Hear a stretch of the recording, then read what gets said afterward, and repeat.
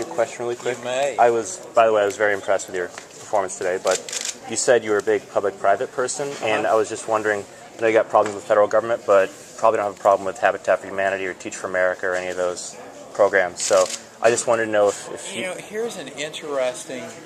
You just made me think of something. Go ahead and ask well, your question. are you familiar with the AmeriCorps program, national service programs, stuff like that? Yeah, you go back to the programs that John Kennedy started with Peace Corps and what have you, and those all probably have some particular positive impact and role for young people, but the question comes to, is it the best way to deliver the good or the service? And so my question comes from a 2020 program that was on Sunday, and these were billionaires, and they were being asked, and they were all people who started with nothing, so to speak. And one of them was a fella whose name is John Paul DeJoria.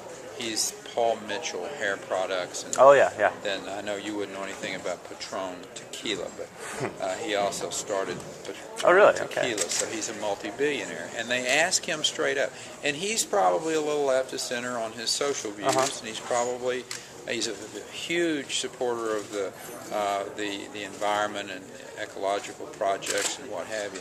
And they asked him, he said, would you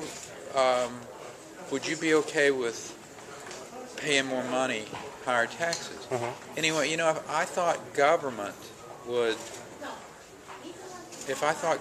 would expend that money properly, he said I wouldn't have a problem with it. But he said I don't think they do. Well, what's nice about these programs is it's like the nonprofits kick in half the pay, and then the government kicks in the rest. So I work for Habitat for Humanity up in Iowa City, and you know I made less than $12,000, but it was only costing the government about $5,000 for me to work there per year. So it's really good value, and plus it allows local nonprofits to use it the way they know how to use it, because you know the government doesn't know what's going on in rural Iowa. So you know, I think you make a good point. Is whether it's the EPA and Terry again, Branstad and I were talking about this along with some other governors.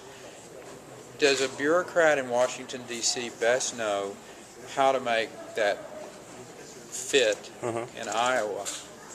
Or does someone here in Iowa best know how to make that fit working with your local government? My instinct is it's the latter, not the former.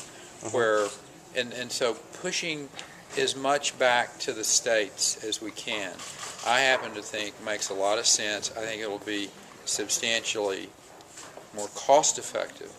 When you think about Medicaid, which is a government program, but it's got a lot of strings attached, and the waivers that you get are, in my 10-plus years of working with them, the waivers that you get aren't very effective.